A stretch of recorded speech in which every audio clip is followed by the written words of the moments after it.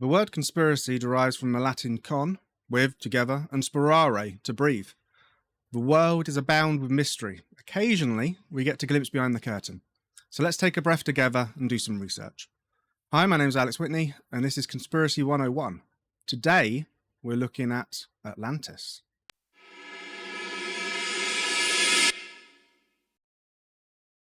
So.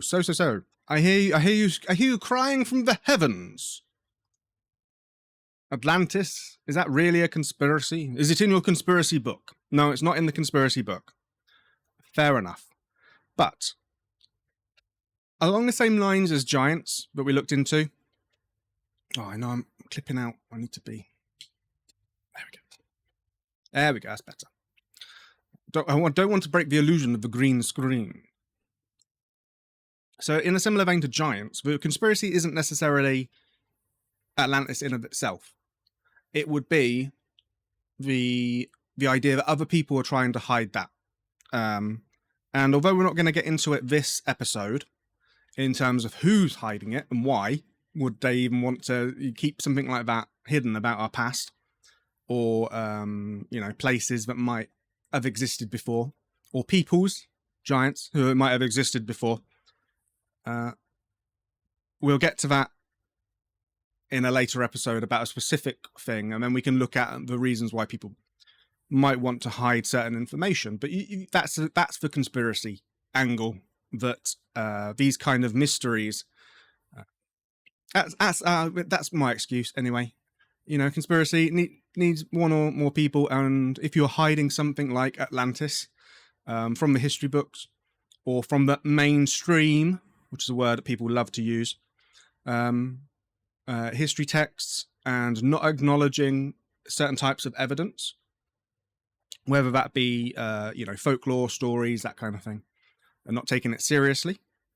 And we've seen in the past that certain parts of the mainstream didn't believe that certain things really existed. They were myths.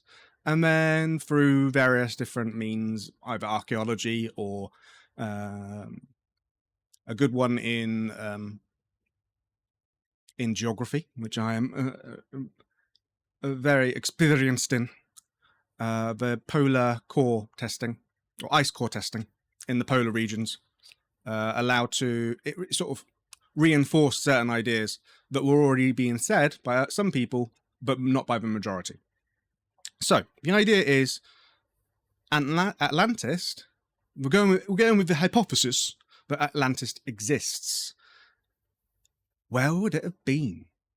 And I guess briefly we'll cover what is Atlantis. And unlike usually, if you're doing any good internet research, where do you start? Oops, that's the wrong button. There we go. You start in incognito mode. Still not sponsored by a VPN. Any VPN companies want to sponsor me? Yes. But always start in incognito mode. You don't want, people searching what you've been searching. Obviously, the government can track every single thing you're doing because they're listening with your iPhone.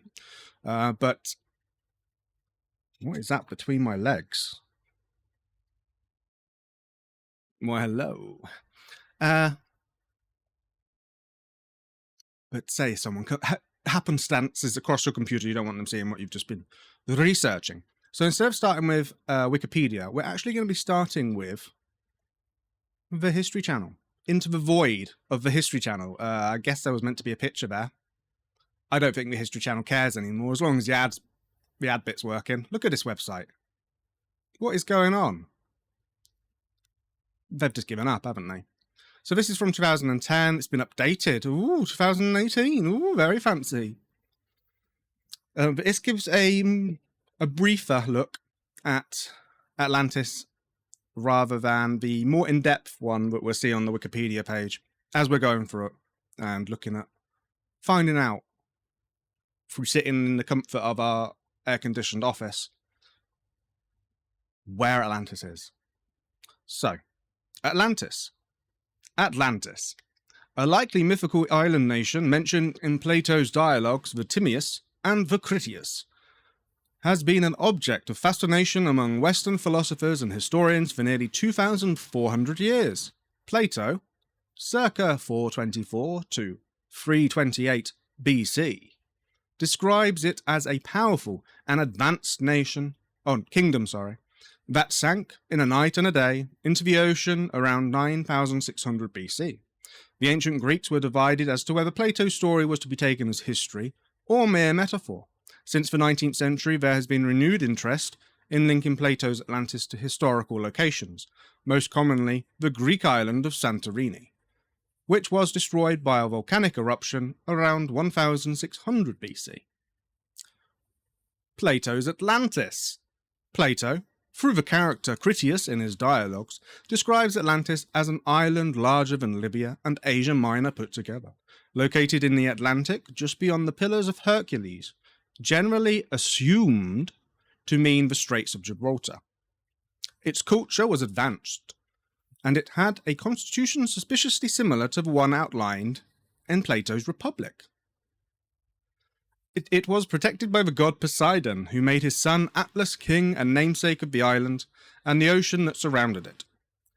As the Atlanteans grew powerful, their ethics declined. Their armies eventually conquered Africa as far as Egypt and Europe as far as Tyrrhenia, Etruscan Italy, before being driven back by an Athenian-led alliance. Later, by way of divine punishment, the island was beset by earthquakes and floods and sank into a muddy sea. Did you know? In 1679, the Swedish scientist Olaf Rudbeck published Atland, a 4-volume work in which he attempted to prove that Sweden was the original site of Atlantis, and that all human languages were descended from Swedish. Though considered authoritative in his homeland, few outside Sweden found Rudbeck's arguments convincing. Origins of the Atlantis story.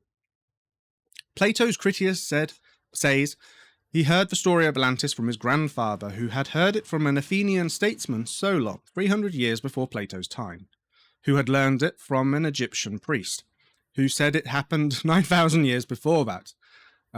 We call, I don't know if we're allowed to call it anymore, the American game Telephone, where you whisper something to the person next to you and it gets passed around.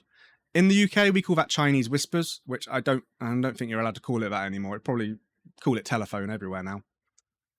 Whether or not Plato believed his own stories, his intent in telling it seems to have been to boost his ideas of an ideal society, using stories of ancient victory and calamity to call to mind more recent events such as the Trojan War, or Athens' disastrous invasion of Sicily in 413 BC.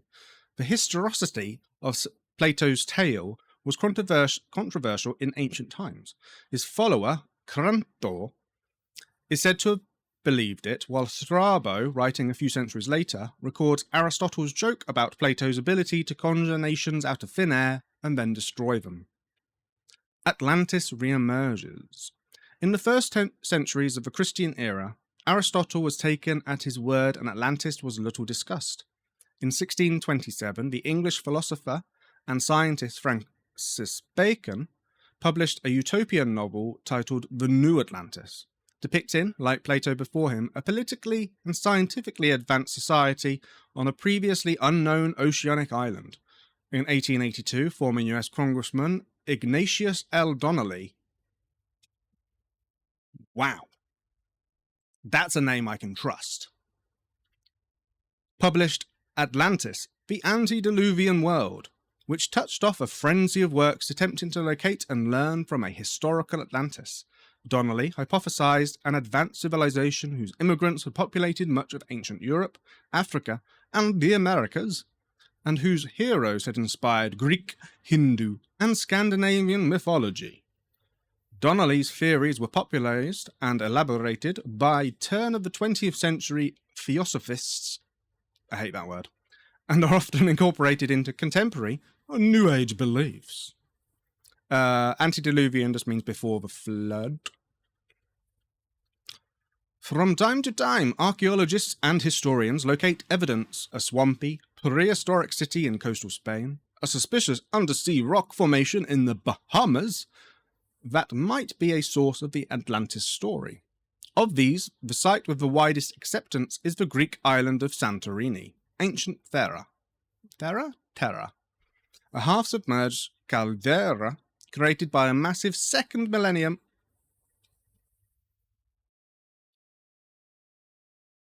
BC volcanic eruption whose tsunami may have hastened the collapse of the Minoan civilization on Crete. And there we go. Author, History.com editors. Brilliant. Beautiful. So that's a really nice, very concise background to Atlantis. So let's move on to where we usually start. The Wikipedia. So we will skim through this slightly, but definitely look at the pictures and the maps because they're usually the best bit. Atlantis, Island of Atlas, is a fictional. What? Right. All right, guys. All right. First things first. We don't know that. Mentioned in an allegory on the hubris of nations in Plato's works Timaeus and Critias, wherein it represents the antagonist's naval power that besieges ancient Athens, the pseudo-historic embodiment of Plato's ideal state in the Republic. In the story, Athens repels the Atlantean attack, unlike any other nation known of the known world, supposedly bearing witness to the superiority of Plato's concept of the state. The story concludes with Atlanteans falling out of favour with the deities and submerging into the Atlantic Ocean. So this is Athanaeus Kircher's map of Atlantis, placing it in the middle of the Atlantic Ocean from Mundus Subterraneus, 1669, published in Amsterdam. The map is orientated with the south at the top, so the Americas are on the right. And that's kind of the how Plato describes Atlantis. Past the Straits of Gibraltar, which would be just here, where the Pillars of Hercules, which I think was one of the Seven Wonders, was meant to stand. And it was meant to be huge. Asia Minor wasn't Asia as we know it now. It's kind of like Turkey, that area. But if you add Turkey and Libya, which was North Africa, together, that's still a massive amount of land. And that island seems to, that makes sense. Despite its minor importance in Plato's work, the Atlantis story has had a considerable impact on literature. So he didn't really finish it, Plato. It's not like he died or anything, but it sort of just comes to an abrupt stop, the story about Atlantis. So he obviously didn't think much of it.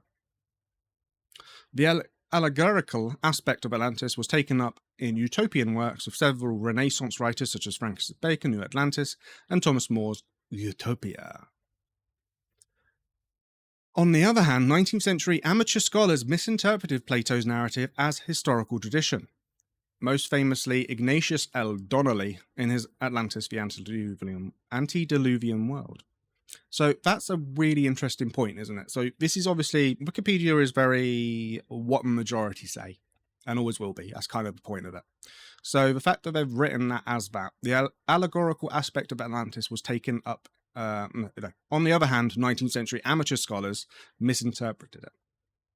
So basically what they're saying is that Plato didn't use something that actually happened as the basis of his story, because it is a story, and then added allegories on top of it in order to make a point about where he was at the moment. It's similar to, in my mind, Dante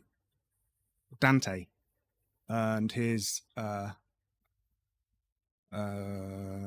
Paradiso and all those. What's the famous one called? Hell.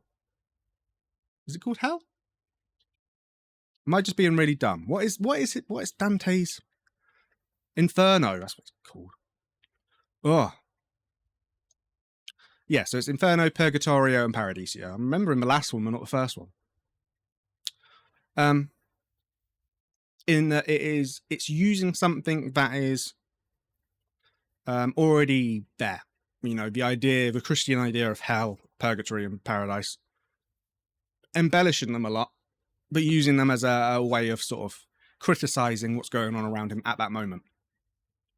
And I feel like Plato, from what I've read about him and his actual works, it does seem like that as well. Like he's using something that was already known. Now, what's strange is the way he sort of goes, well, it was told from this person to this person to this person. And it all goes back to the Egyptians. Now, the Egyptians obviously had a lot of knowledge. Whether or not Atlantis was an actual real place or an amalgamation of lots of different ideas of something that did actually happen, in the same way that the Great Flood is not just seen in the Bible, but also seen in Sumerian works and in lots of other works, a great deluge that engulfed the world. Those kind of things have been proven to have happened, and there is obviously some kind of social memory of that being passed down the generations that then gets picked up by literature. So I think the way we need to approach this is that Atlantis is real, something did happen to somewhere, and that has been either read by Plato or explained to Plato by someone else, and he's written it as an allegory. You get where I'm coming from, don't you? While present day, right? So okay, an alleged location of Atlantis beyond the Pillars of Hercules gave rise to much pseudo-scientific speculation. As a consequence, Atlantis has become a byword for any and all supposed advanced prehistoric lost civilizations and continues to inspire contemporary fiction from comic books to films. I don't think it's that much of a byword. Maybe it used to be, but I think people have an idea of what Atlantis is. While present-day philologists and classicists agree on the story's fictional character, there is still debate on what served as its inspiration. Plato is known to have freely borrowed some of these allegories and metaphors from older traditions, as he did, for instance, with the story of Gyges. This led a number of scholars to investigate possible inspirations of Atlantis from Egyptian records of the Terra eruption, which is Santorini, the Sea People's invasion. Sea Peoples are really interesting. I don't know if we're getting into much of them now, or the Trojan War. Again, all of those things could have quite easily been described by someone, of Plato's time, and lost to records for us, without any evidence that we've found. So it's interesting that maybe Atlantis will get found, and the different things that were described by Plato will see fruition. Others have rejected this chain of tradition as implausible, and insist Plato created an entirely fictional account, drawing loose inspiration from contemporary events, such as the failed Athenian invasion of Sicily and the destruction of Helike in 373. So let's have a brief look at Helike. It's an ancient Greece polis. It's a polis! That was submerged by a tsunami in the winter of 373 BC. It was located in the regional unit of Achaia, northern Peloponnese, 2 kilometers, 12 stadia from the Corinthian Gulf, and near the city of Bura. I wonder if I've been anywhere near there. I have, in my youth, been through the Corinth Canal and sailed around these islands here. A coin from Helike. Very interesting. During the winter summer, intense columns of flame appeared, and 5 days previously all animals, vermin fled the city. That's never a good sign when you see the birds and crap just get out of there. So yeah, it sounds like there was an underwater volcano and then they all got flooded. Very interesting. A similar disaster in 1817, an earthquake followed by a tsunami. Oh, it was an earthquake, not a volcano, but earthquakes and volcanoes are sometimes linked. Occurred on the same spot, so it might have been a volcano. The point I'm making was preceded by a sudden explosion that produced a battery of cannon. Like that produced by a battery of cannon. Who writes like that? The aftershock was said to have lasted a minute and a half, during which the sea rose at the mouth of the Salinius River and extended blah, blah, blah, blah, blah. Yeah, blah, blah, blah, blah, blah. Okay, quite a few people died. Oh, that's sad. But yeah, it looks like an entire city has been wiped out, and that was during Plato's time, his knowledge. Let's quickly just look at the Sea Peoples because they're really interesting. The Sea Peoples are a purported seafaring confederation that attacked ancient Egypt and other regions in the East Mediterranean prior to and during the Late Bronze Age collapse. Following the creation of the concept in the 19th century, the Sea Peoples' incursions became one of the most famous chapters of Egyptian history, given its connection with, in the words of Wilhelm Max Müller, the most important question in ethnography and the primitive history of classic nations. So these were people who were just going around the Mediterranean, kind of just pillaging, kind of like pirates, but they there's little evidence of like who they actually were. So the Sea Peoples remain unidentified in the eyes of most modern scholars, and hypotheses regarding the origin of various groups are the source of much speculation. Existing theories variously propose, equating them with several Aegean tribes, the raiders from Central Europe, scattered soldiers who turned to piracy or became refugees, and links with natural disasters such as earthquakes or climatic shifts. Really, yeah, it's really odd. Really odd. Very interesting, but probably not a conspiracy type episode.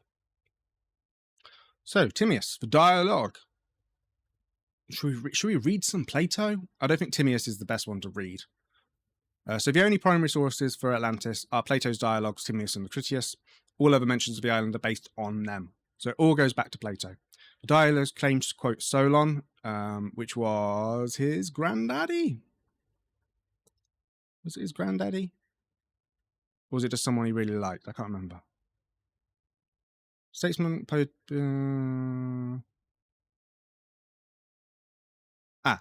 was an answer? Oh, 6 generations removed. Okay, fair enough. Not his great. Who visited Egypt between 590 and 580. They state that he translated Egyptian records of Atlantis, written in 360 BC. Plato introduced Atlantis in the Timaeus.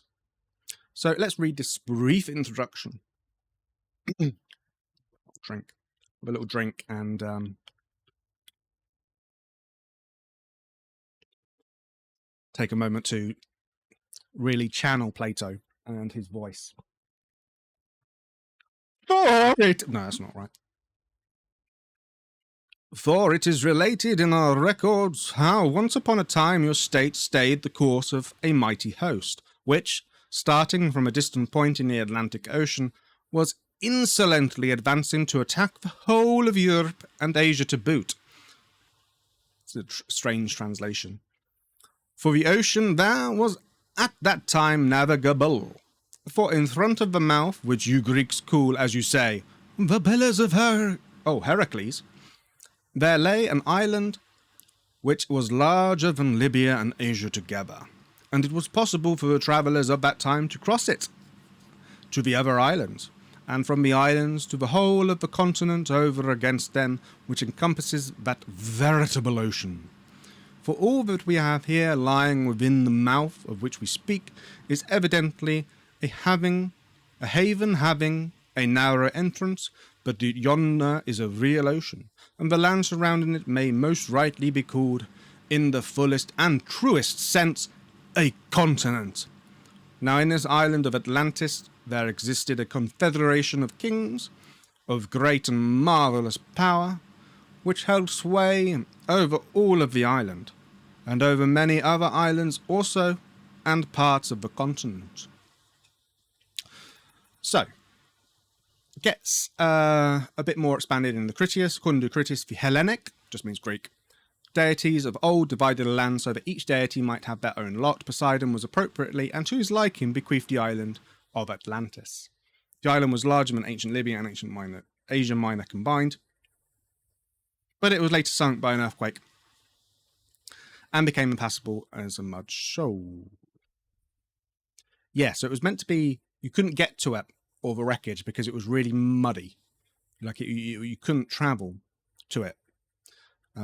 which is really interesting way of describing it. There's a war, pillars, yep. Some ancient writers viewed Atlantis as fictional or metaphorical myth. Others believed it to be real. Aristotle, Chipotle, believed that Plato, his teacher, had invented the island to teach philosophy. The philosopher Crantor, a student of Plato's student Xenocrates,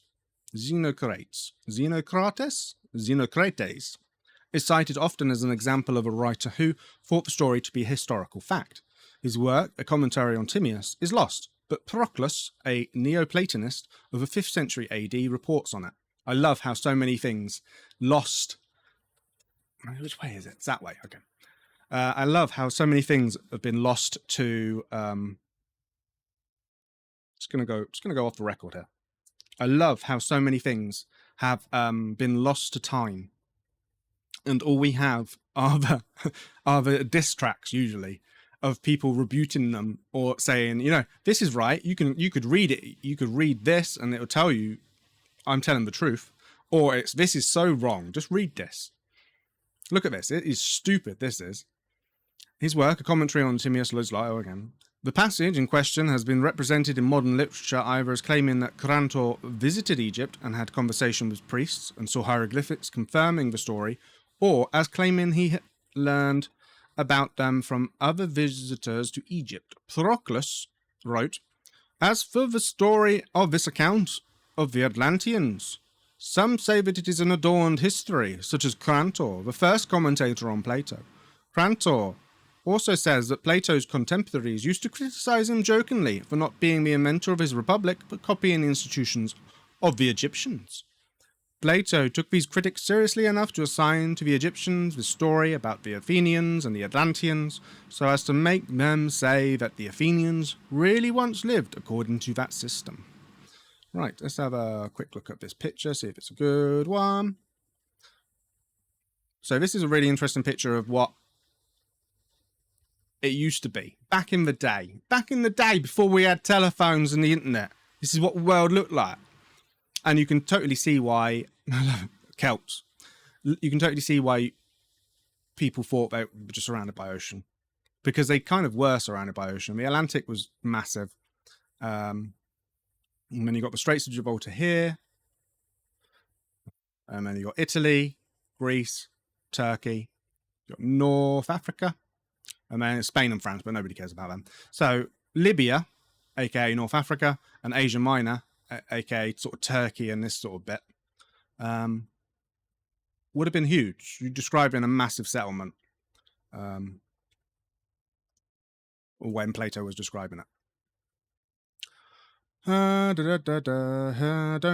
care. All right, here we go. During the 1st century, the Hellenistic Jewish philosopher Philo wrote about the destruction of Atlantis in his On the Eternity of the World.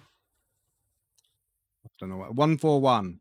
In a longer passage, allegedly citing Aristotle's successor, Theophrastus, and the island of the Atlantes, which was greater than Africa and Asia, as Plato says in the Timaeus, in one day and night was overwhelmed beneath the sea in consequence of the extraordinary earthquake and inundation, and suddenly disappeared, becoming sea, not indeed navigable, but full of gulfs and eddies, which is a really good description of how the ancients saw the Atlantic.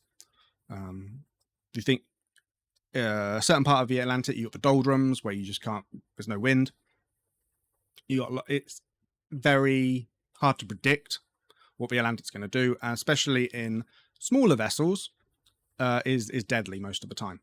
So very interesting. Right, modern. This is really where we're getting up to. All of this stuff is great. Plato came up with it. That's what we need to know.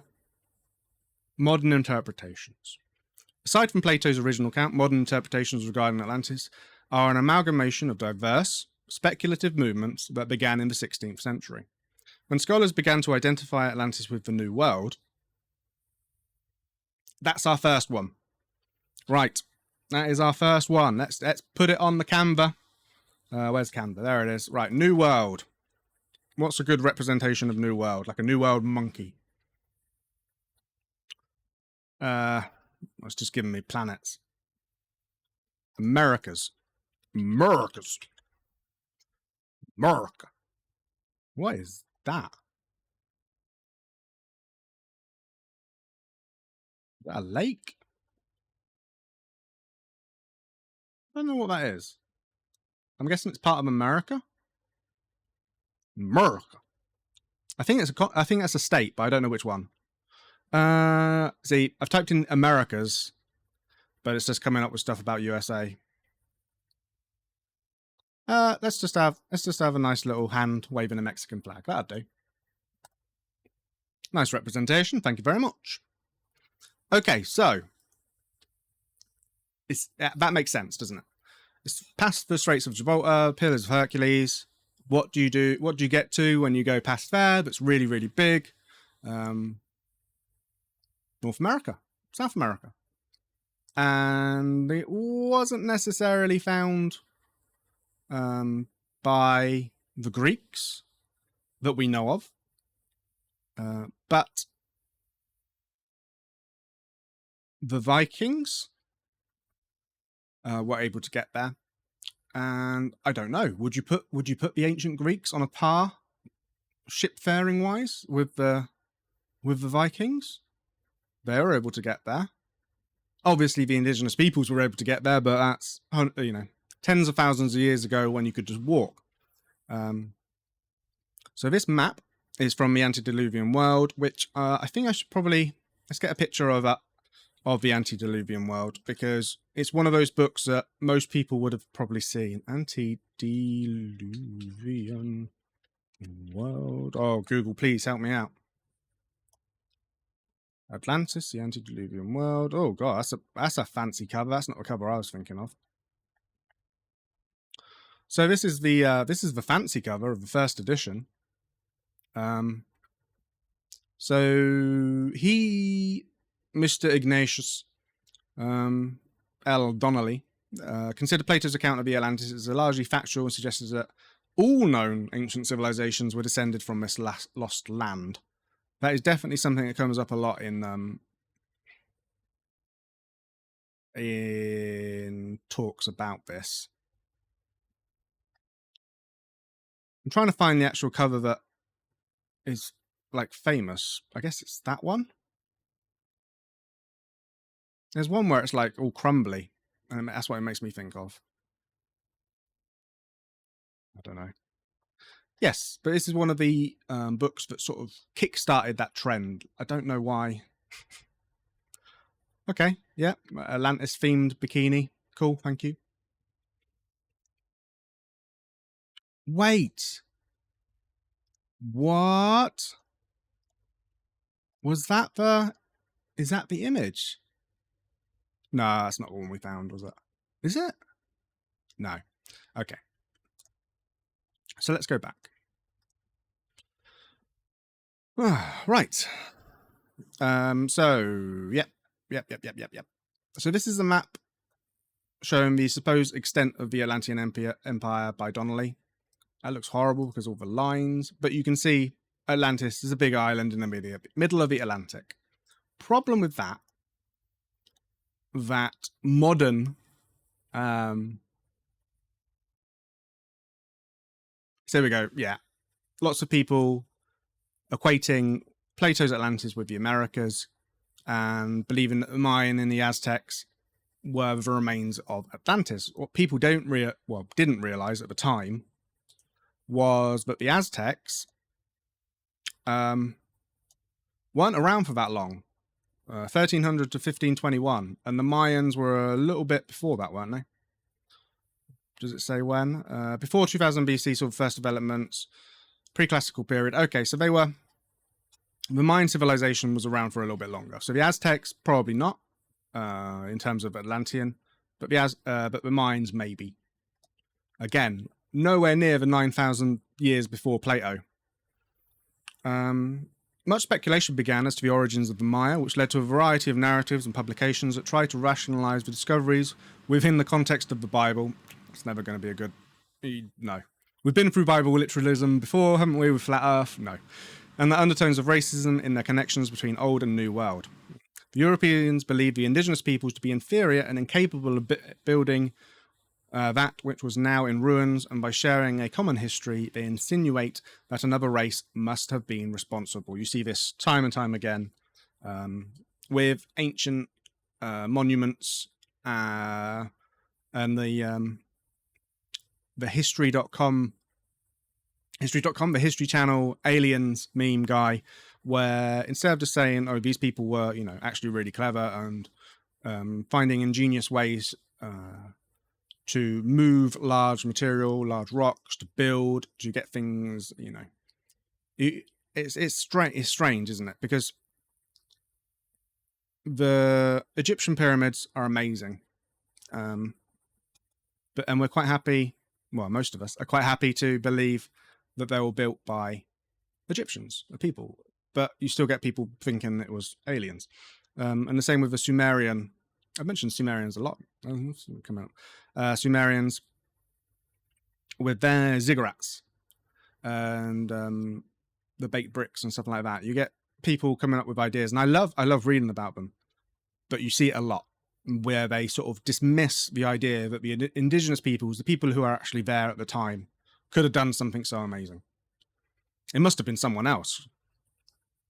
Okay, we've got our first mention of Mu, which is the Pacific equivalent. And more than likely, who used the land of Mu as an alternative name for Atlantis. It's definitely from the same playbook, but talks about a hypothetical island in the Pacific, which is very interesting. But we're going to focus on Atlantis in this episode, and maybe Mu we'll come back round to later. Okay, in 1882, publication of the Atlantis, the Antediluvian World by Ignatius L. Donnelly, never going to tire of saying that name, stimulated much popular interest in Atlantis. He was greatly inspired by early works in Mayanism, and like them attempted to establish that all known ancient civilizations were descended from Atlantis, which he saw as a technologically sophisticated and more advanced culture. Donnelly drew parallels between creation stories in the Old and New Worlds, attributing the connections to Atlantis, where he believes the biblical Garden of Eden existed. As implied by the title of his book, he believed that Atlantis was destroyed by the Great Flood mentioned in the Bible. Donnelly is credited as the father of 19th century Atlantis revival, and is the reason the myth endures today. He unintentionally promoted an alternative method of inquiry to history and science, and the idea that myths contain hidden information that opens them up to ingenious interpretation by people who believe they have new or special insight. Nice one, Ignatius. Okay, the Theosophists. Helena Petrovna Blavatsky, the founder of the Theosophists, I need like a little button that just says it for me, took up Donnelly's interpretations when she wrote The Secret Doctrine, which she claimed was originally dictated in Atlantis. You go from Plato writing his books to the early sort of people rebuting it and saying it might have been real, it might not have been real, we're not really sure. And then you get this modern revival where just one person's come along and gone, this is where everyone came from, see? And then you get everyone coming out of the woodwork trying to put their psychic and supernatural powers and this is where the modern myth of Atlantis comes from. What Plato talked about is relatively normal. They had their fancy metal, which I'm sure we'll come to at some point. But they were technologically advanced for Plato's mindset of that period. Very interesting. Map of Atlantis according to William Scott Elliott, The Story of Atlantis, Russian edition in 1910. So again, we've got a modern map. So he thinks it was part of North America and South America, and then, I guess, flooded. Look, Atlantis was part of Scotland. Which is very interesting. That you don't usually get that much, especially in modern Backspace doesn't work anymore, does it? Especially in modern versions of the Atlantis story, because there are areas of the world, New Zealand, Australia, Great Britain, and Europe, that were just all one part, part of the land. The European, Great Britain one is called Doggerland, which hopefully we'll get to. I'll just make a note. I'll get the Wikipedia up just so we can see. And although it's one of those weird ones where you'd expect Plato to not say it was an island, but we just looked at the map of the world, didn't we? So if we go back up, was it here? Yeah. The old map of the world. You can see why they might mistake a large area of land as an island, just because it's surrounded by sea. And then they go, well, you must be surrounded on that side as well. You can see how these mistakes would have been made. So let's get to the bit what everybody wants. Nazism and occultism. Blavatsky was also inspired by the work of the ancient 18th century astronomer Jean-Sylvain Bailly, who had orientalized the Atlantis myth in his mythical connection of Hyboria, a reference to Greek myths featuring a northern European region of the same name, home to a giant godlike race. Giants! Isn't it also home to, like, Conan?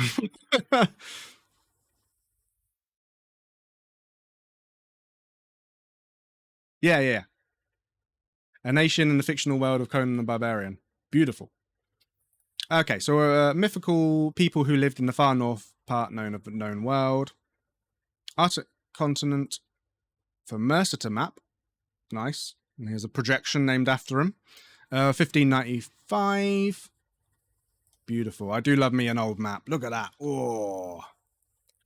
Polus Arcticus. Iceland.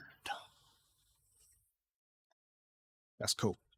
So yeah, again, another one like Mu, where maybe at some point that might be a good one to go back to. So the problem with that though is then you introduce a reference to the Greek myths featuring Northern European region of the same name, home to a giant godlike race. A godlike race. We're in Nazism and occultism. I think you can see where this is going.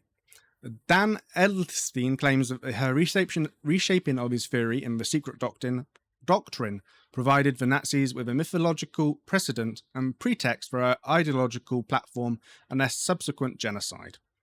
I don't think it's just her, but there are a lot of different texts and really bad science that was done in this era, very racist science that was done in this era, that made the idea of a certain godlike race believable, and it was obviously taken by the Nazi Party to put forward certain ideas that were clearly wrong. At least in our modern interpretation, looking back on it, you can see that things are, But the idea that the Nazis were looking for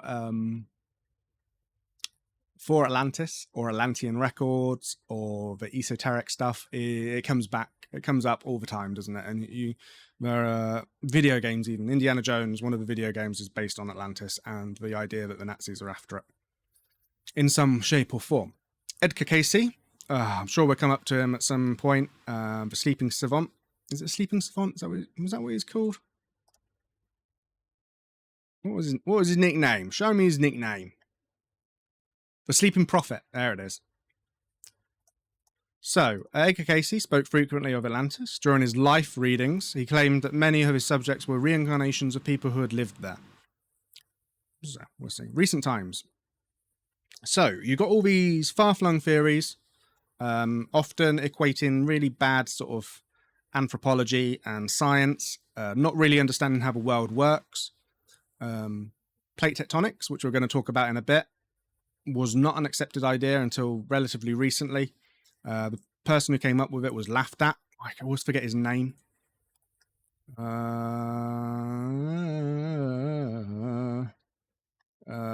Key principles. I want the etymology of it. Come on. The historicity. History of the theory. Here we go. Yeah. People thought about it beforehand. Wegener. Alfred Wegener, 1912. And it wasn't really generally accepted until like the 50s, 60s. So, yeah. So we got... This is like a timeline of events, isn't it? Let's add another person. Right, Santorini. We've talked about that enough. Santorini. Yeah, perfect. Up. That's a great encapsulation of the place. So we got New World, aka the Americas. We've got Santorini. They're coming up. These are possible places they could be. So as continental drift became widely accepted during the 1960s, the increased understanding of plate tectonics, so the idea that the Earth's crust can move around. Sometimes it goes up over itself, and that can cause mountains, so it can go up like that, or it can go down like that. Sometimes it goes over itself, sometimes it's against itself, and it moves, and it causes earthquakes. In between these bits, sometimes you get volcanoes, etc., etc. Demonstrated the impossibility of a lost continent in the geologically recent past. Most lost continent theories of Atlantis began to wane in popularity.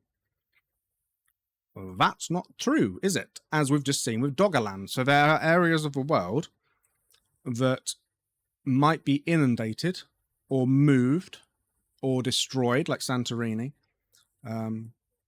So yeah, this is just doesn't make any sense. But the idea that Atlantis is waning in popularity, yeah, it makes sense. And then it gets down to location hypotheses. So before we go on to the location hypotheses, how long are we at? 45 minutes. Right, let me have a quick drink whilst we're thinking about all the different places that it could be, because there are so many and it's ridiculous. So many that Wikipedia has its own page for it. But before we go to there, we are going to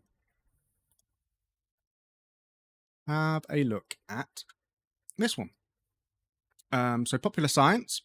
Atlantis isn't real. Right, first off, objection, Your Honor. That's leading. That's a lead. No, that's a false statement.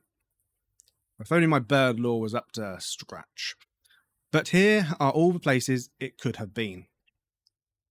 So, Plato describes it as being plaster pillars of Hercules, so out in the Atlantic Ocean. But a lot of people have described it as being in the Mediterranean, for reasons we'll talk about.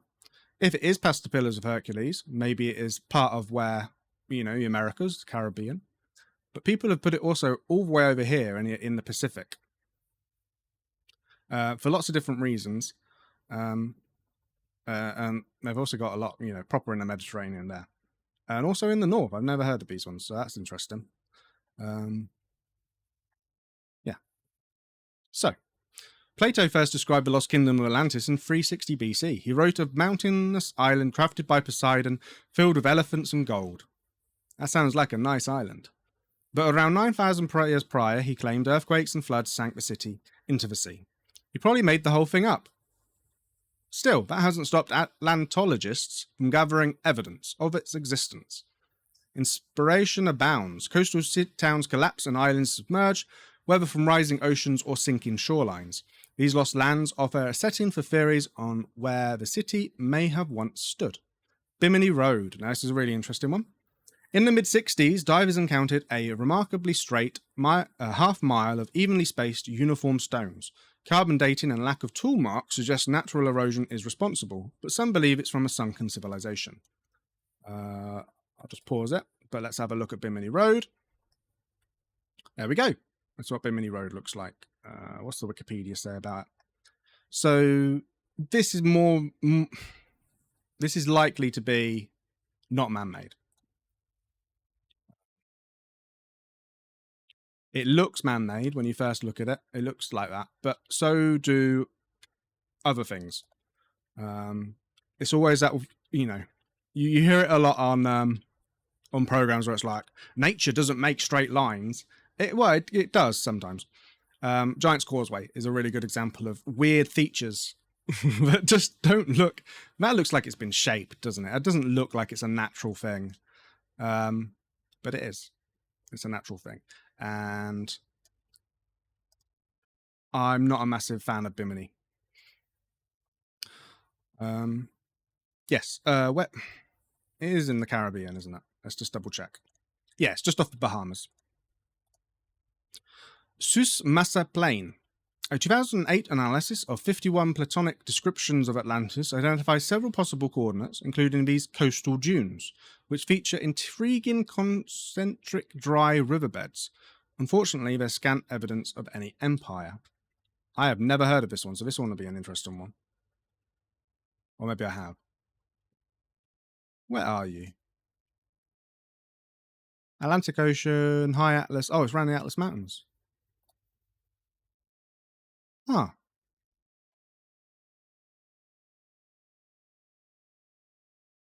Yeah, it's Morocco. It's just off the coast of Morocco. So that's at Atlantean. It's past the Pillars of Hercules. But unfortunately, it doesn't look like there's any... Spartel Bank. Plato said velocity lay beyond the Pillars of Hercules, 2 rocks in the Strait of Gibraltar. The island of Spartel once sat there.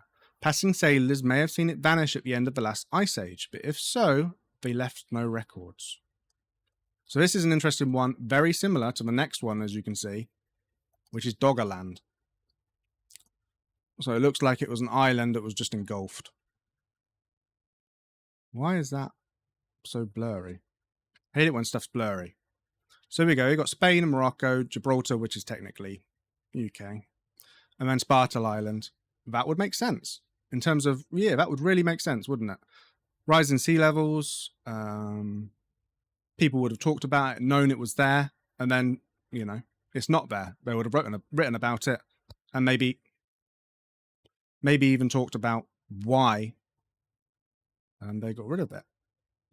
The sea preserves, water preserves a lot, but it also can hide a lot of evidence as well, so that'd be an interesting one. Doggerland. The British Isles were once connected to Europe by low-lying landmass, but when a mega tsunami struck around 6000 BCE, just the same as BC, the region disappeared, leaving bones and tools from local hunter-gatherers embedded in the sea floor. Again, we've looked at Doggerland, but let's have a proper look now. So, Doggerland. Oh, there you go. That's a lovely, lovely image. This is Great Britain. This is like Belgium and Netherlands, Northern Europe. Right down here, actually. And this is where, you know, the land would have been. People would have easily walked between the two. That's how we got people on Great Britain, although it's not that far, is it, across the channel. So, Doggerland was an area of land now submerged beneath the North Sea that connected the British Isles to continental Europe. It would be really interesting if that had like stayed. What the dynamic of geopolitical European history would be if it had stayed like that. It was flooded by rising sea levels around 6500 to 6200 BCE. That is within the time frame allotted by Plato. It's not like it's not massively close, but you could see how it would be, you know, reasonable to think.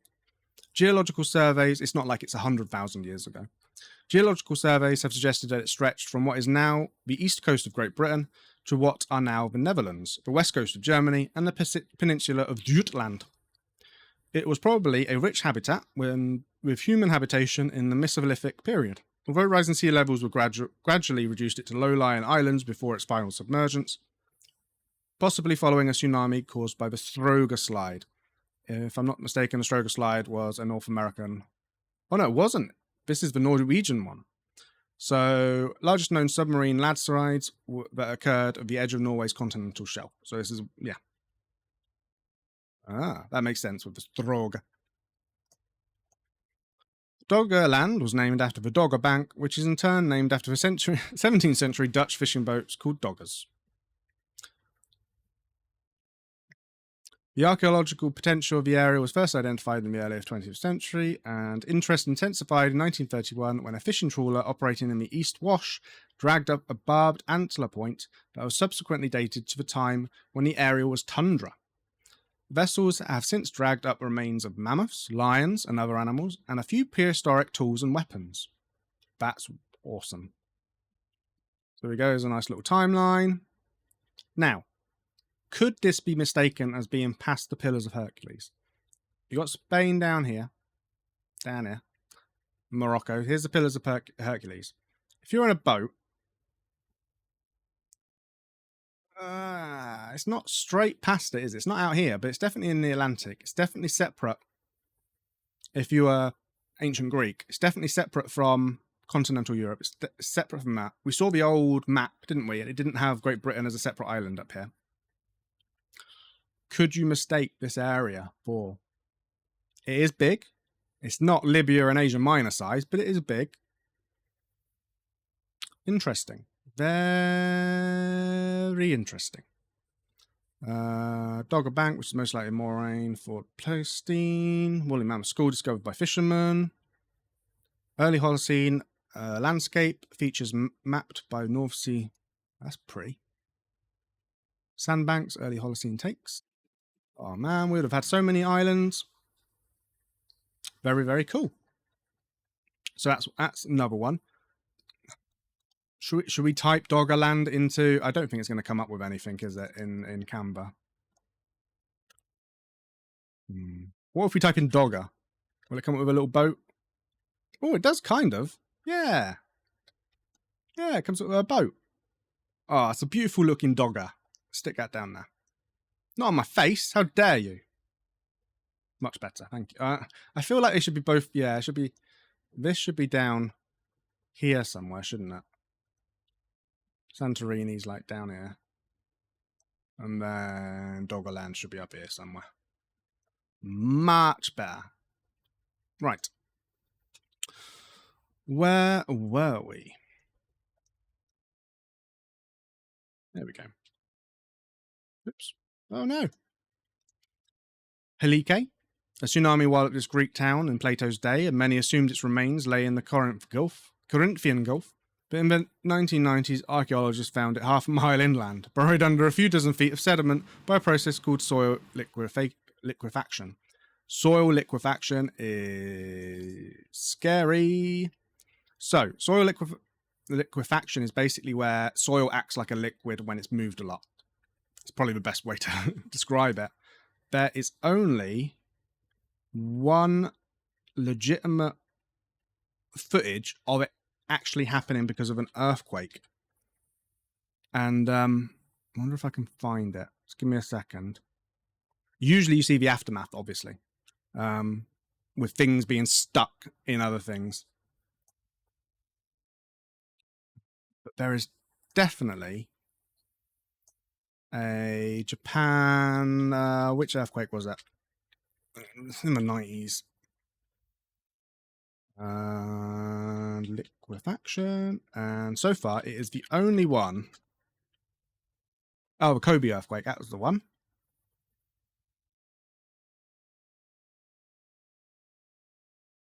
So let's type in Kobe liquefaction.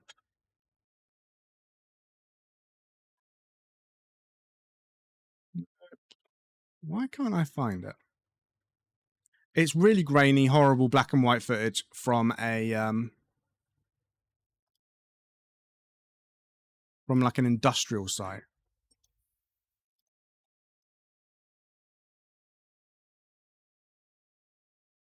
It's not it.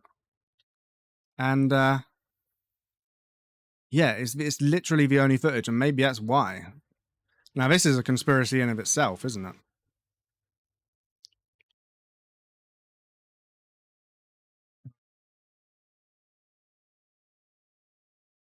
I'm just typing soil.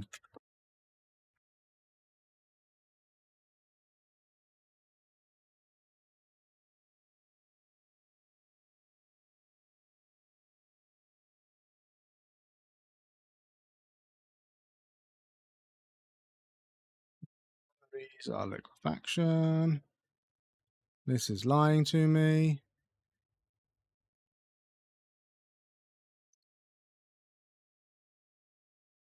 I think I'm probably the only person who would actually find this interesting, so I'm going to stop looking. But if ever I find the original video of liquefaction happening.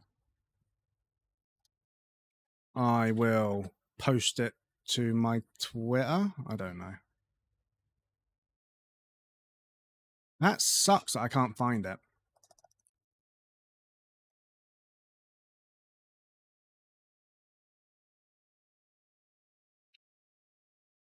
Because it basically messed up their port. So if I show you, it messed up their port, and one of the ports had like a I basically had a camera outside looking, and it was the only footage, video footage. It's kind of like the freak waves where you only get, it's really rare to see the footage. But for some reason, I cannot find it, which is very frustrating. But I guess part of life, isn't it? But there you go. This is the kind of aftermath that you see usually with cars and buildings half submerged. So imagine this happening back in the day. Now, a scientist can come along and explain it to you, and maybe you feel a little bit better, but you're probably going to still feel like crap. Poor people from Helike, everybody thought they were submerged, but it weren't, just soil liquefaction. Antarctica, that is one that hasn't come up yet. Historian Charles Hapgood argued the southern continent was once northern landmass with Atlantis on its shore. Then 12,000 years ago, a shift in the crust sent it south.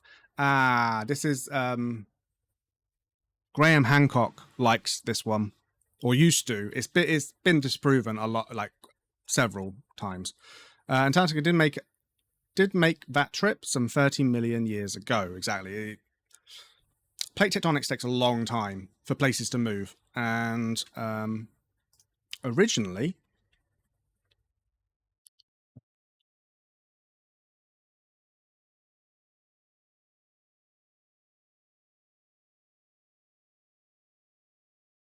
like continents. See if this comes up with anything.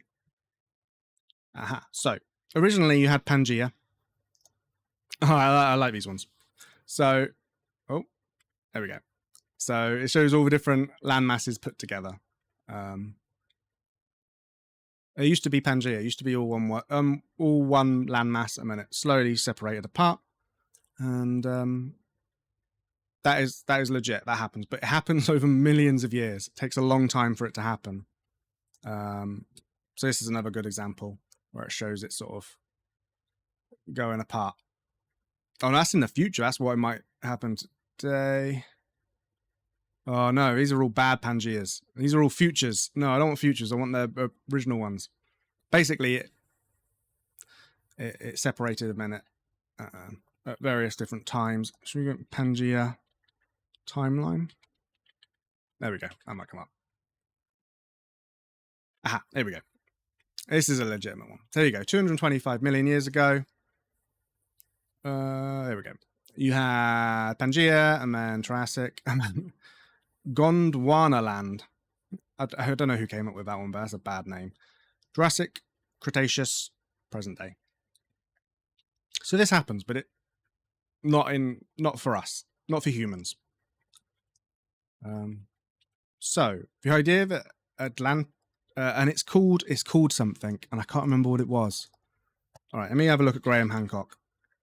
So Graham Hancock, I've read all his books. He's a bit of a madman, but his first book, second book, sorry. Is it going to say what it actually describes? Pole shift? No, it's not a pole shift. Hapgood had a fascination with the story of Atlantis. Yeah, there we go. Crustal displacement theory. That's what it's called. Earth crustal displacement.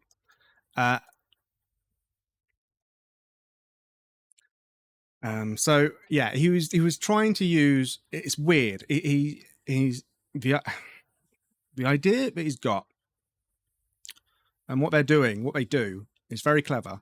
Is they use legitimate things like plate tectonics, and vary them slightly, so that they sound legitimate, but they couldn't really happen. So his idea was that something happened that's similar to a cataclysmic pole shift, which has been proposed and may have happened, where the what's north becomes south and what's south becomes north, for a bunch of different reasons. And we've talked about this before, actually. Precession, axial tilt. The Earth's going round on its axis, but sometimes it kind of wobbles and sometimes it's a bit funky. Basically, yeah, pole switch. And if that happened, could large areas of land move about? Yes. What would happen, though, is bad things would happen, basically, and not a lot would live. And it goes against a few of the ideas of plate tectonics. But I'm not going to get me down in there. It's a massive tangent. So, Antarctica, I feel like we need to put it on the list because it is it does come up a lot. I'm not a massive proponent, but it does come up a lot. Oh, you can't see that. That's a shame. That's a nice little map. What is that? That's neat. Yeah, Antarctica. Put that down here. Right. So, no, wrong button. There we go. What? There we go. Marshall Islands. We have another Atlantis someday. Sea level rise threatens coastal communities. There we go. I always try and bring it back to something actually topical. Ugh. A network of atolls with the average elevation is just 6 feet. Without intervention, they're likely to be underwater by mid-century. Yes.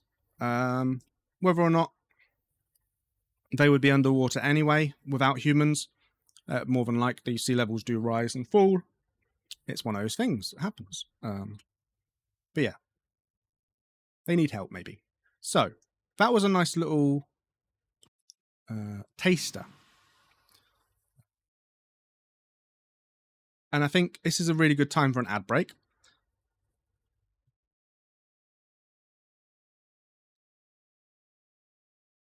Talking of the Marshall Islands and sea level rise, you should go visit them because they might not be here for very long.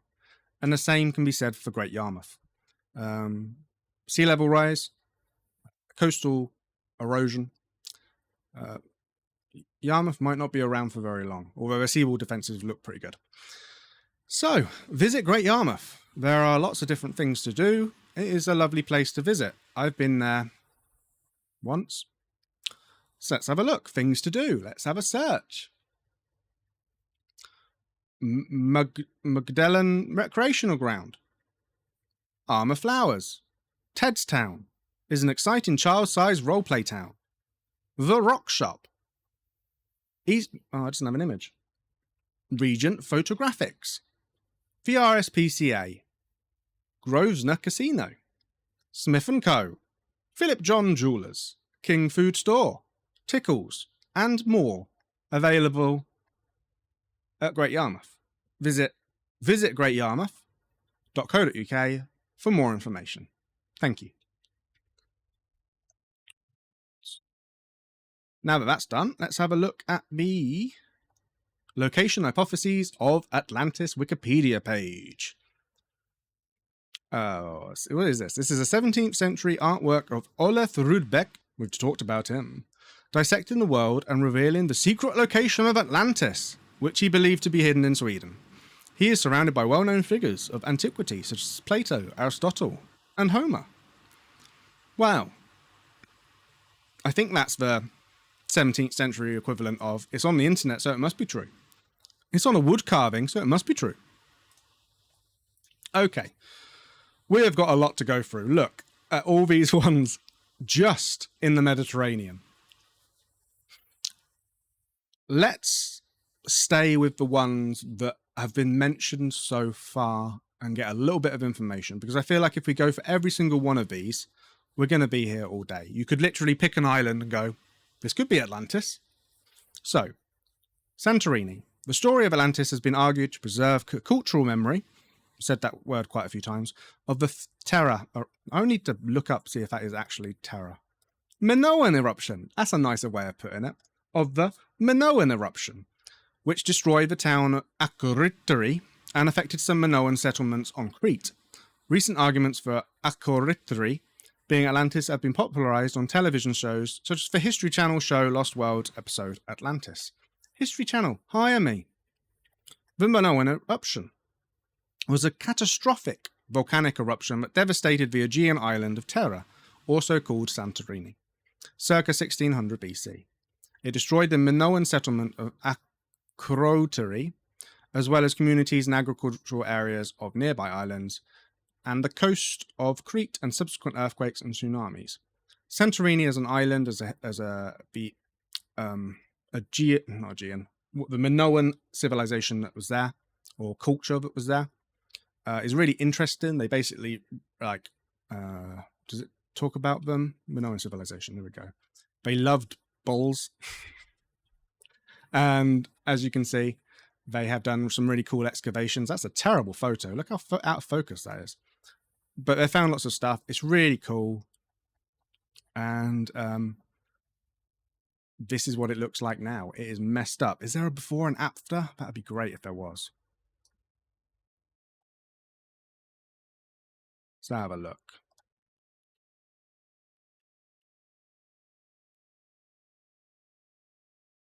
That's a really lazy before. Okay. Some of these are really lazy. That's bad. I don't like. That's funny. Right, this is a better one. Scientists show that Santorini was before the 16th century BC volcanic eruption. So the island within an island that's how Plato's described as concentric rings. Again, you can see the kind of devastation that it would have caused. Everybody on the island more than likely died, but the people around it were affected as well. It wasn't just the people on the island, obviously. But yeah, the island within the island. In terms of just the ideas, not necessarily the evidence, but just what Plato wrote and the ideas, Santorini's got to be up the top. I can understand other people having other ideas and other opinions and having their own theories. And I'm glad they do, because that's what makes these things interesting and allows me to do episodes on them. But the one that makes the most sense, it isn't necessarily what I would pick, but one that makes the most sense is probably the Santorini. So, could it have been mainland Greece? Could it have been Cyprus? So this is an Akatori fresco showing bad things, basically, which is pretty interesting. Helike, we talked about Helike. Sardinia, another island. Malta, another island. They're just picking islands, aren't they? Turkey, Troy is an interesting one. Could it have been an allegory on top of an allegory? Yo, dog, I like your allegories. So could Troy have been, their way of talking about it? The Black Sea. Now, this is an interesting one that's kind of come up. When he described the Pillars of Hercules, maybe he was discussing something different. And that's where you see a lot of the ones when it talks about Mu. Again, we're not going to do it in this episode, but we'll do it at some point later on.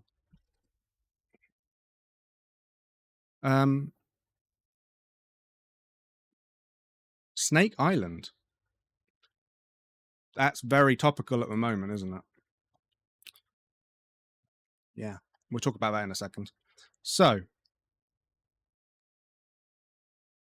Black Sea is the sea. It is connected to the.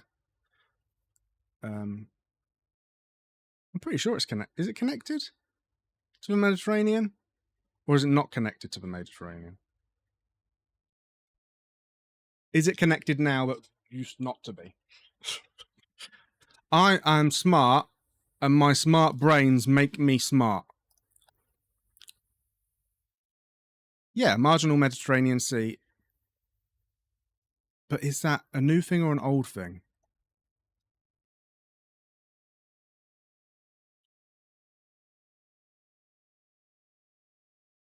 Yeah, drains into Mediterranean Sea versus the Turkish Straits and the Aegean Sea. Yeah, okay, so it is. I'm not losing my mind.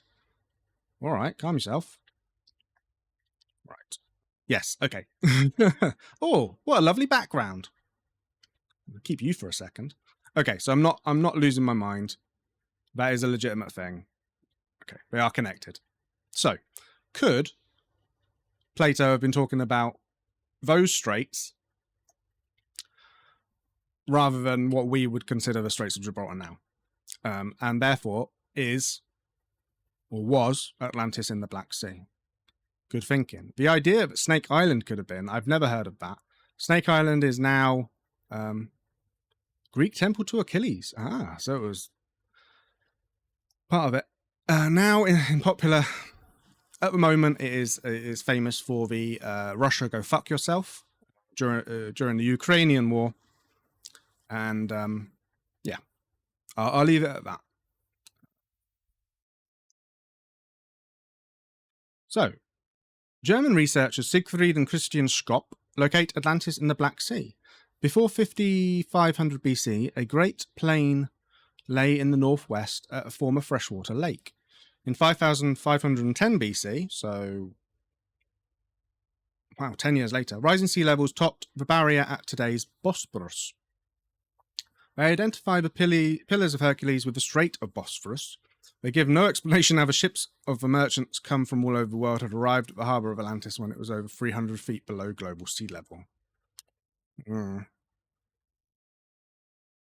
Yes, there's a lot of, because obviously this is the area in which biblical, I just want a nice way of phrasing it. It's, yeah, various biblical stories, such as Noah's Ark, are said to have taken place. Garden of Eden is meant to be located relatively close to Mesopotamia, etc., those kind of places. So the idea of an old deluge being, introduced to Plato is definitely a thing. Right, around Gibraltar, near the Pillars of Hercules, Andalusia is a region of modern-day southern Spain, which once included the lost city of Tartessos, which disappeared in the 6th century BC. The Tartessans were traders known to the ancient Greeks, who knew of their legendary king Argonphonius.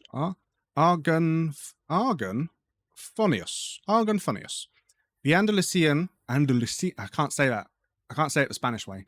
Andalusian hypothesis was originally developed by the Spanish author Juan de Mariña and the Dutch author Johannes van Gorp, both of the 16th century, later by, all these people, who suggested that the metropolis of Atlantis was between the islands of Mayo and Menor, located almost in the center of the Dona Marshes, and expanded upon by Juan Fernández Amador y de los Rios in 1919, who suggested that the metropolis of Atlantis was located precisely where today are the Marimanas de Hinoljo. These claims were made again in 1922 by German author Adolf Schulten, and further propagated by Otto Jensen and a bunch of other people. These locations in Andalusia lie outside the Pillars of Hercules and therefore beyond, but close to, the Mediterranean itself. Very interesting. Let's have a quick look. So who was it? The islands of Maya and Menor.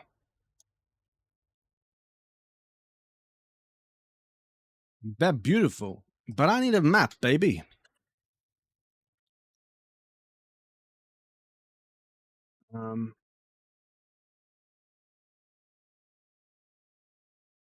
Okay. That helped. Spartal Bank, we've talked about that already. Two hypotheses have put Spartal Bank, a submerged former island in the Strait of Gibraltar, as the location of Atlantis. That makes sense. Both individuals claim the other hypothesis.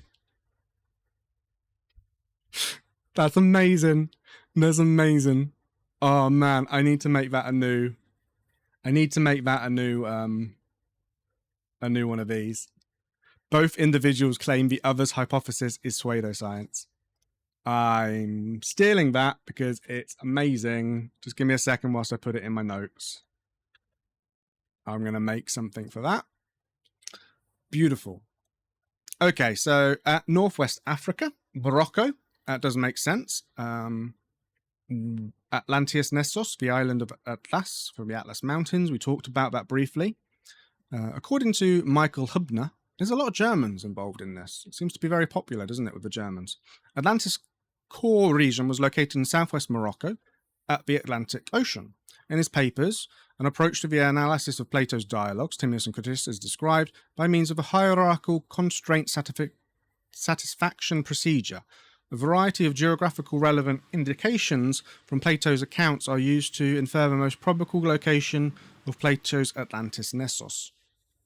I reckon he threw a dartboard at a map. He threw a dartboard at a map. The outcome of this is the Sus Massa plain in today's southwest Morocco. We talked about this. Docks cut into red and white, black, red, capture. This is a really interesting one. The Rikach structure in Mauritania has been proposed as the site of Atlantis. This is looks. This is an interesting one. Lots of them tend to be on looks, and that's a natural human thing, isn't it? The same with Bimini Road. You look at it and you go, "Ooh, that's man-made." It might not be, but you have that at first, feeling, and this is one of those ones that really has that. You look at that and you're like, "What is going on?" This is also obviously falsely coloured, but you can see the rings. Like, if this was water, surely. Problem is, the Rikat structure, aka the Eye of Africa, is massive, 25 miles in diameter, and as such, that's a really cool one. Satellite picture, false coloured, but really cool picture. As such, more than likely, at least from what people can tell from it, it's not man-made. But that doesn't necessarily mean that Atlantis was man-made, which is really interesting. Like, there's presumptions, isn't there, that the island was put in concentric rings for some kind of reason by the Atlanteans, but it could have just been a natural coincidence, and they chose to live there because it was, a good place to live, because they had that geology behind it.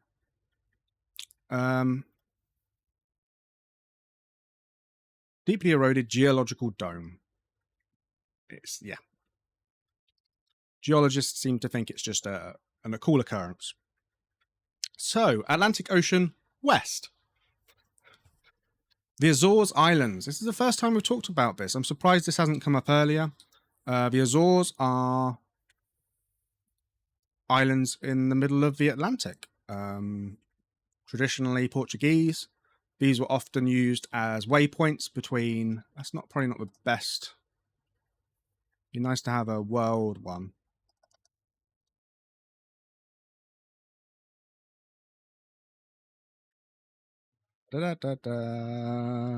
Give me a map.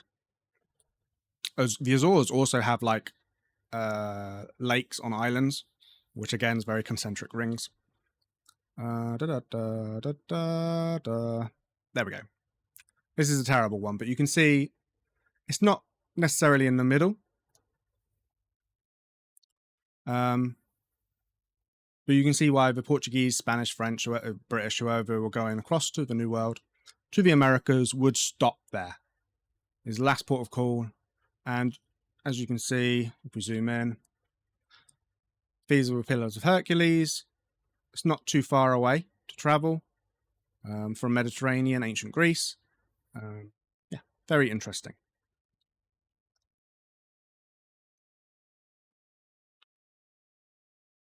One of the more popular ones, I think, after Santorini. Group of islands belonging to Portugal, located about 900 miles west of the Portuguese coast. Some people believe the islands could be the mountaintops of Atlantis. Ignatius L. Donnelly, an American congressman, I love it that always comes up, was perhaps the first one to talk about the possible location in his book, Atlantis, the Antediluvian World. Anything different? Visible ruins. That's one of the things, isn't it? There's not a lot on the Azores. There's not a lot of... Doesn't seem to be a lot of ancient history in terms of archaeological stuff, which is a shame. Okay. The Canary Islands.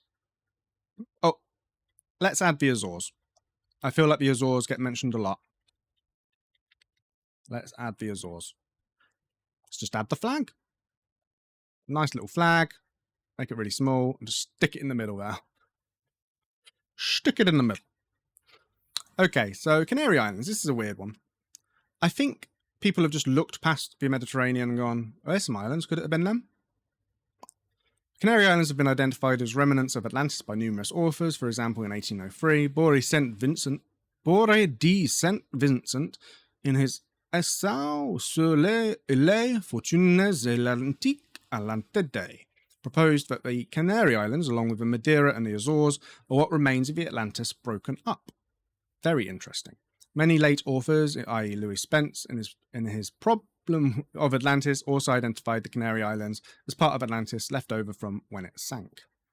Really interesting. Detailed geomorphic and geological studies of the Canary Islands clearly demonstrate that over the last 4 million years, they have been steadily uplifted without any significant periods of subsidence. So these are sort of like the tops of mountains growing up out of the ocean rather than anything that's sort of been, yeah. That's a shame. Northern Spain.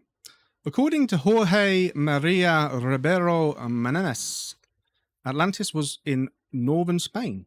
He specifically argues that Atlantis is the underwater plateau known internationally as Le Danoy Bank and locally as the Chachucho. It is located about 25 kilometers from the continental shelf and about 60 kilometers off the coast of the Asturias. Its top is now 425 meters below the sea. Again, last ice age, a lot of different things sunk and were yeah. So that's really interesting. So let's have a look at that. Le Danoy Bank.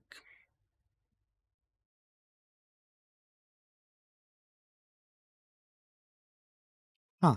So it really is a small little set. Yeah. It would be past the Pillars of Hercules. But there's not a lot to go on. This is the problem with a lot of these different places. Now, that's a cool crab. That's a cool crab. A lot of these different places don't really have a lot of evidence behind them, which sounds silly, considering this is Conspiracy 101. But others do. So you sort of lead towards those more than you do with the other ones. Okay, Atlantic Ocean North, Irish Sea, Great Britain, Ireland, North Sea, Doggerland, we've talked about these, Denmark, Finland, Sweden, the Americas. Until the discovery of a new world, many scholars believed that Atlantis was either a metaphor for teaching philosophy or just attributed to the story of Plato without connection of the island and real location. When Columbus returned from his voyage to the west, historians began identifying the Americas with Atlantis. The first was Francisco Lopez de Gomorrah, who in 1552 thought that what Columbus had discovered was the Atlantic island of Plato. This is really interesting, isn't it? In 1556, Augustin de Zartre stated that the Americas was Atlantis, which at one time began from the Straits of Gibraltar and extended westward to include North and South America. We saw that weird map. That's probably what he was talking about. And that it was a result of Plato that the new continent was discovered. He also said it had all the attributes of the continent described by Plato, yet at the same time mentioned that the ancient peoples crossed over by a route from the islands of the Atlantis. Zarate also mentions that 9,000 years of Plato were 9,000 months, 750 years. I've heard that a few times. That's really interesting. Antarctica, again, and the North Pole. Why not? Why not? Just throw them all in there. It's fine. It's fine. Right, let's have a look at our little map. So you got the New World, you got Antarctica, you got the Azores, and you've got a bunch of Mediterranean islands it could have been. And then you've also got Doggers lands at northern Europe. The most sensible is probably Santorini or the Azores. The one that really speaks to me is somewhere in the Caribbean. I think the Azores and Canary Islands already looked like that. I think Santorini might have played a part in Plato's description of different things, but it wouldn't have played a part in the story if it is true from the Egyptians. And I feel like the Americas were known before we got to the Vikings, definitely before we got to Columbus. And that is evident in some really old ancient maps that show precursors to certain different areas. One of the more famous ones is Hi Brazil, which I just love saying.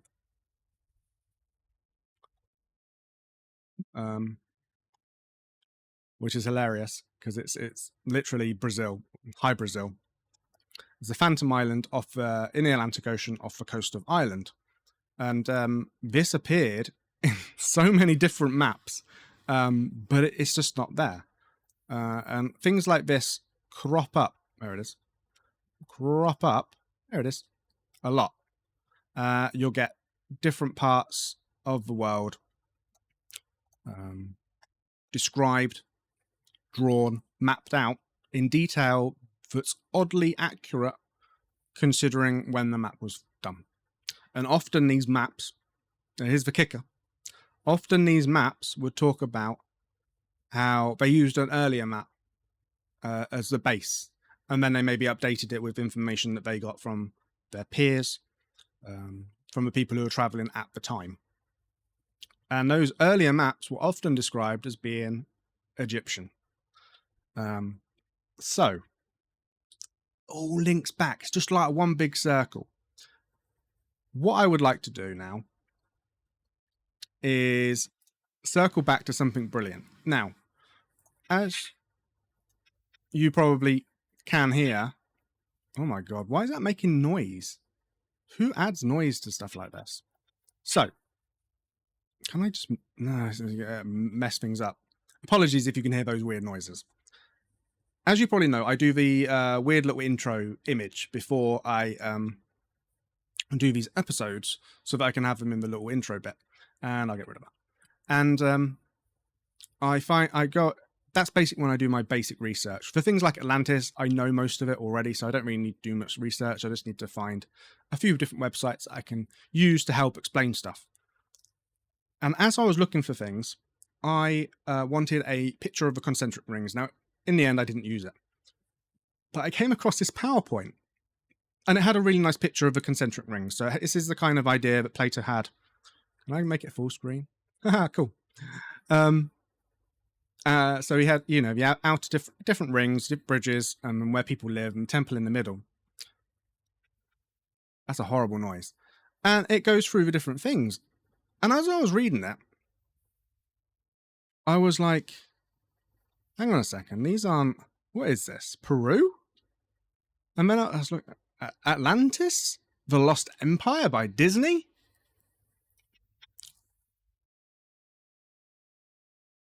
It's a very interesting PowerPoint. And if the noise wasn't there, so yeah, I was looking at it and I wanted to know where it was from. I wanted to know who had done it and why. So I tracked down, I can't remember, it's one of the pages, I think, as a website, or I can't remember what I did. It was days ago. I don't remember what I did this morning. And I found Atlantis, Bolivia.org. Espanol no, okay. Welcome to Atlantis. Apparently, according to this, Atlantis is in Bolivia. I think we've done it, guys. I think we've done it. We did our research. We did it. So this is the guy, Jim Allen's Historic Atlantis in Bolivia.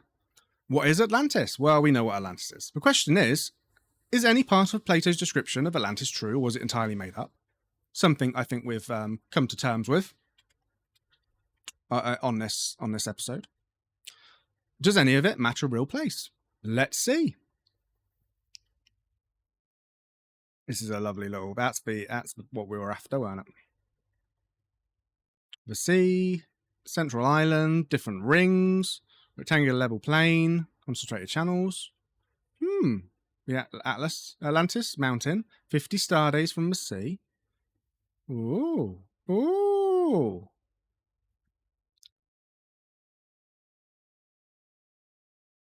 Does it actually have any writing? No, it's just pictures. Oh, I love it. Oh, I can click for a poster. English version, click here. Aha. Where Atlantis isn't, I'm just gonna leave that up because this is amazing. Atlantis is not Terra, Santorini, island of Crete. Although it has become popular in modern times to think that Atlantis might have been based upon a description of Crete and Terra, in fact, the Crete-Terra idea is virtually the opposite of what Plato said, not being in the Atlantic Ocean and having none of the characteristics Plato described. Those in favour of this theory say if you take Plato's dimensions for the rectangular plane of Atlantis and divide it by 10, it would fit on Crete. But the fact is that if you divide the dimensions by 10, it would still be too large to fit on Crete. I'd love to see a comparison of dimensions. Okay, I retract that. Atlantis is not the Azores, because there is no sunken continent around the Azores.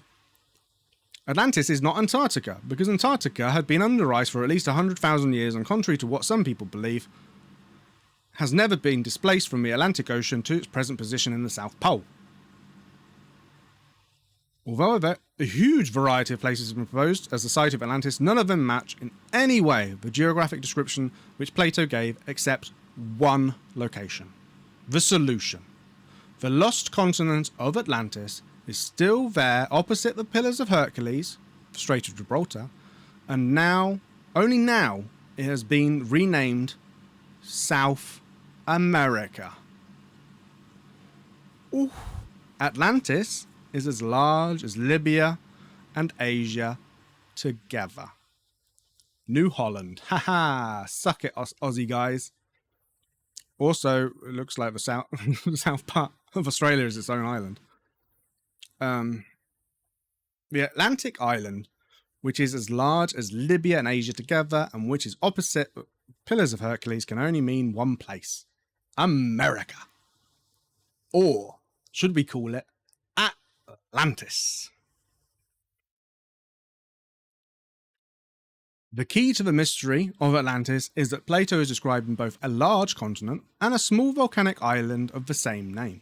Plato tells us that the continent had a large, level rectangular plain at its centre, and that in the centre of the plain was a small volcanic island, which later became the city of Atlantis. Therefore, if the continent itself did not sink, it was only the small island which sank into the sea, something which Plato would not have known about if he were merely repeating the story. The island city of Atlantis contemporary drawing. That's a contemporary drawing. That's not from the period. Okay. So, as beautiful as this is, as authentic as this world map is, which just says Atlantis over South America, evidence. Continue to page 2 for evidence. There are certain key features which a site ought to comply with if it is considered to be Atlantis. The location is clearly defined by Plato when he says it is larger than Libya and Asia together and was in the Atlantic Ocean opposite the Pillars of Hercules. Therefore, that can only mean one place. America. We have already mentioned that it should have been located on a continent opposite the Strait of Gibraltar, but then I love this. I love it when these guys with their own websites just repeat stuff a sentence after. But then at the centre of this continent and next to the sea, there should be located a level rectangular shaped plain. The translation by Sir Desmond Lee even mentions that the plain was located midway along the longest side of the island. So if we discover in America most of the geographic details of Plato's description we don't find in other locations such as Santorini or the Azores details such as Plato give, then it is pointless of people to continue promoting Santorini as the origins of Atlantis tale and ignoring the true location. I feel like his evidence is just repeating the same things over and over again. Okay, so he's saying the center island midway along the greatest length near the sea was a plain. So he's okay. I get it. He's got certain areas of South America that he thinks fits the description of Atlantis perfectly. Which is apparently in Bolivia. Yeah, just past the Andes, so not necessarily... I would have thought it had been Chile, but no, it's Bolivia, apparently. The location of the rectangular plain of Atlantis in Bolivia. The whole region rose sheer out of the sea to a great height, but the part about the city was all smooth plain, enclosing it about, and being itself encircled by mountains, which stretched as far as to the sea, and this plain had a level surface, and was as a whole rectangular in shape, being 3,000 star days long on either side and 2,000 star days wide at its centre, reckoning upwards from the sea. That does fit that. That does fit that. Is there any... See, this seems like it would be a really good place for there to be evidence of people. Canals of Atlantis. Another key feature described by Plato was a large canal which ran around the perimeter of the level plain, and a system of smaller canals parallel to each other which crisscrossed the plain at regular intervals. Okay. This has got way more detail than I was expecting. I was like, throw this last one up as a joke. It's pretty funny. We've looked at all the different places Atlantis could be. Maybe it's in Bolivia.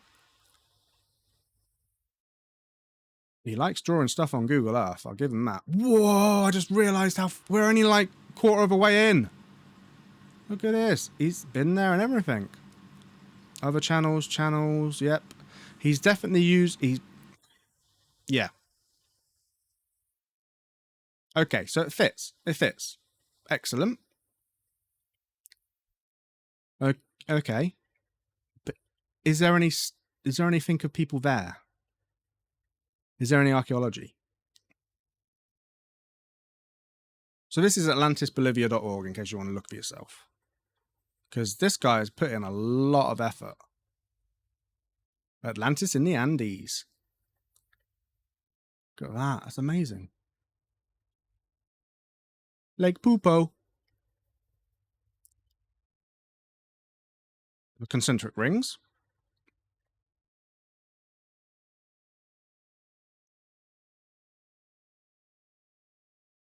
Even some of the oldest civilizations left artifacts. And if the... Oh, we didn't talk about orichalcum. Orichalcum. The weird metal alloy that people still don't know what it is. Apparently that was a big thing in Atlantis. So apparently they had metals. They had metallurgy. So the fact you'd find metals there, wouldn't you?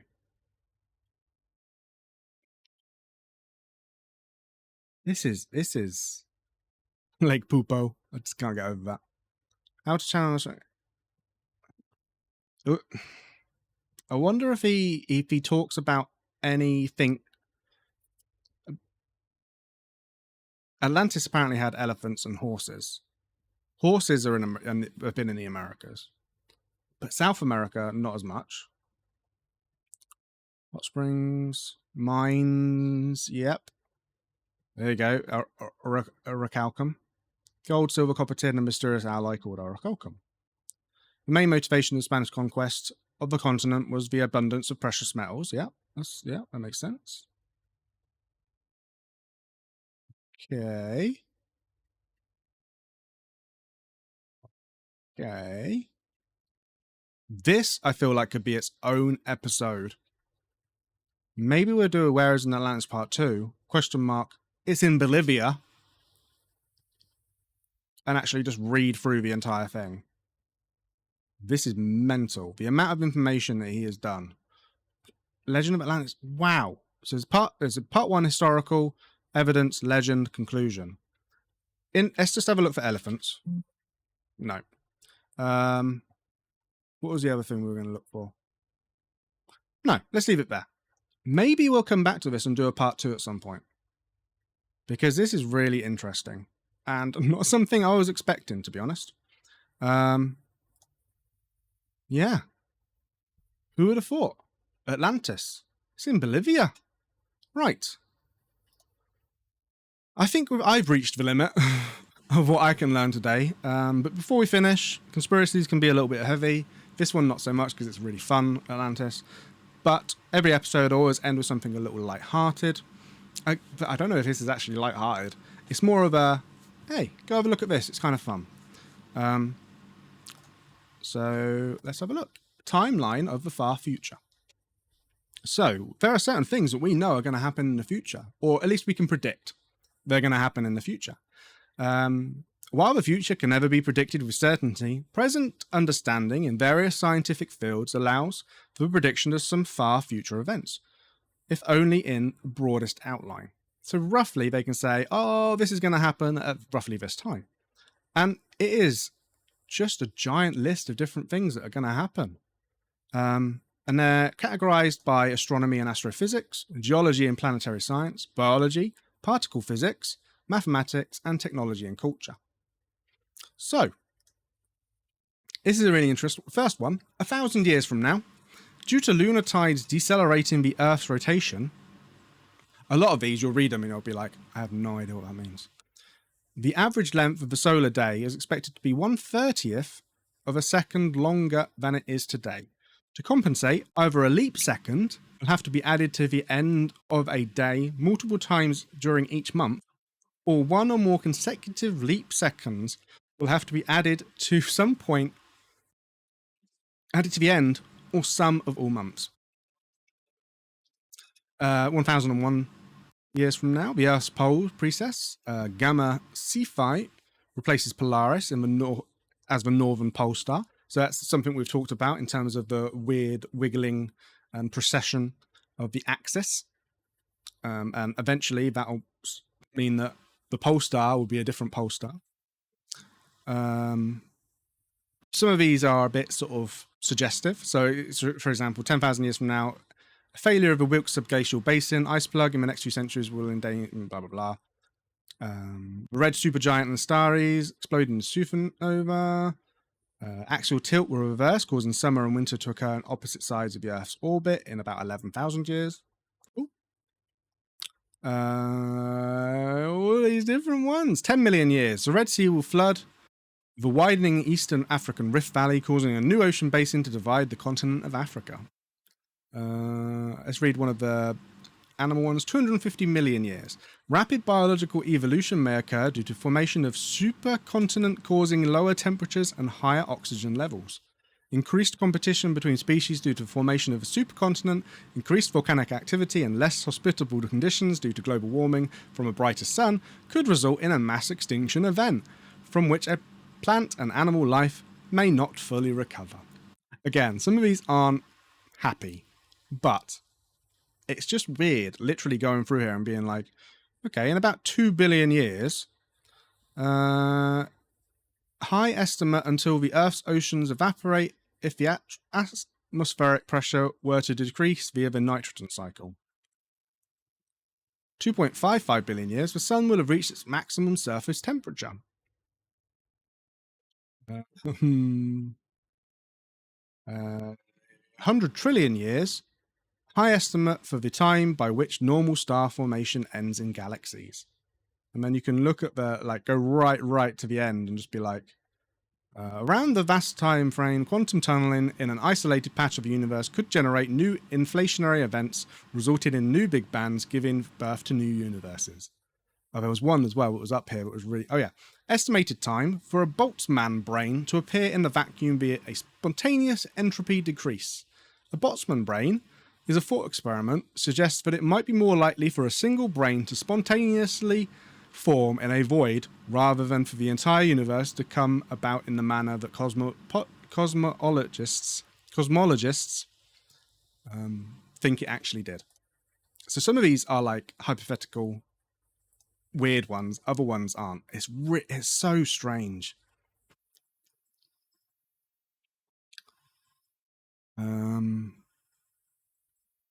Spacecraft, so you see where like Voyager and all those will be.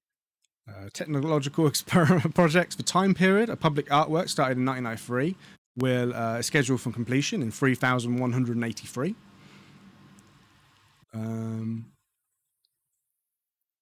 The 14th of September, 30,828 CE, is the maximum time system time for a 64-bit NTFC-based Windows operating system. So in 30,828, you ain't going to be using no Windows 7. Human constructs, nuclear power, etc., etc. It's really interesting just to go through and read. If you're ever bored, timeline of the far future, and then just sort of go, 809 million, 900 million, carbon dioxide levels will fall to a point where C4 photosynthesis is no longer possible. Without plant life to recycle oxygen in the atmosphere, free oxygen in the ozone layer will disappear from the atmosphere, allowing for intense levels of deadly UV light to reach the surface. Ooh.